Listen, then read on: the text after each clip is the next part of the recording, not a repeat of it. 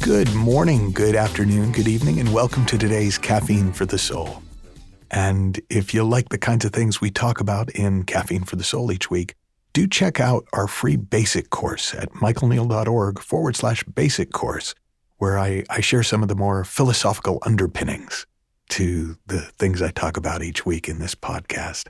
Now, the title for today's podcast, Maybe You're Just Bored, came from an actual conversation I had with a client who was sharing with me all the drama going on at their work and all the problems that were being caused and all the people that were out to get them and all the ways in which it was manifesting and all the things they were having to do to try and avoid the politics but still play the politics and get ahead and stay ahead. And they really just unloaded for about 20 minutes.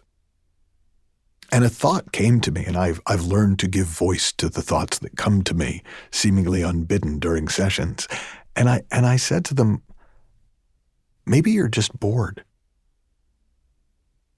And at first they seemed very offended and were like, well, that's a ridiculous thing to say. I'm not bored. In fact, it's the opposite. I've got all this going on. And I said, well, but maybe you've got all this going on because you're bored.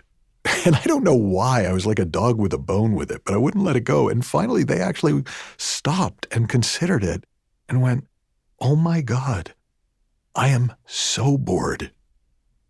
This job takes nothing from me. It's just, I can do this in my sleep. And they realized that they'd been cultivating, not creating, not causing, but cultivating this kind of drama just to kind of entertain themselves. Now, I've shared that story with other people. And one of the first person I shared it with went, oh my God, that was me and my brother. And I was like, what do you mean? And they said, well, when we were kids, sometimes I'd just be walking around and I'd be bored. I'd see my brother sitting there, my big brother doing his homework. And I'd just start picking on him. And he'd tell me to stop, and I just keep picking on him until he came up and fought me. And I've just realized I thought my big brother was a jerk and he beat me up, but it was me. I was bored. I did that. I've shared it with other people, and one that comes up a lot is they say, well, it couldn't be boredom. I'm so busy. I've got so much on. And then when they stop and think about it, they go, oh, I'm so busy because I'm bored. And it's just another form of entertainment. Some people entertain themselves with Netflix. Some people entertain themselves with interpersonal or global drama. Some people entertain themselves with busyness. But when we feel the need to entertain ourselves because we're so bored, because we are so much more capable than we think we are.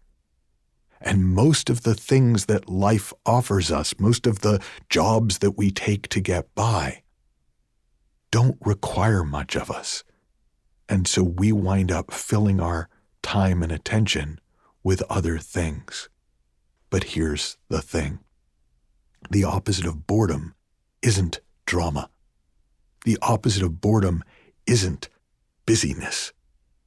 The opposite of boredom isn't entertaining yourself.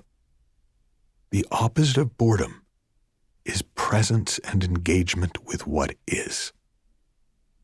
When we throw ourselves into whatever we are doing as though our lives depended on it, knowing full well that they don't, something different comes out of us.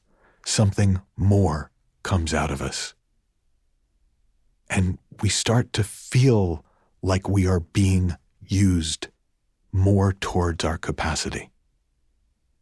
Now, the irony is, sometimes because of all the drama and busyness that we create, we feel like we couldn't possibly take on anything more.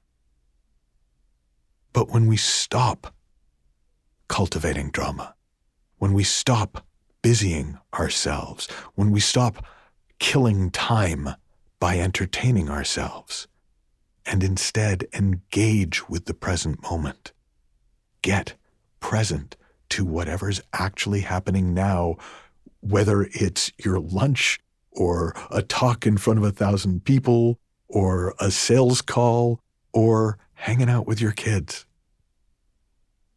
That feeling of presence and engagement fills us up. It feels right. It makes us feel on purpose. One of my favorite quotes I share on this podcast all the time from George Bernard Shaw. This is the true joy in life. The being used for a purpose recognized by yourself as a mighty one, instead of a selfish clod of ailments and grievances, complaining that the world will not devote itself to making you happy. That true purpose isn't necessarily some great vision or mission for the world. That true purpose is the feeling of being fully engaged with what is. And when we fully engage ourselves with what is, we come alive, and what is transforms.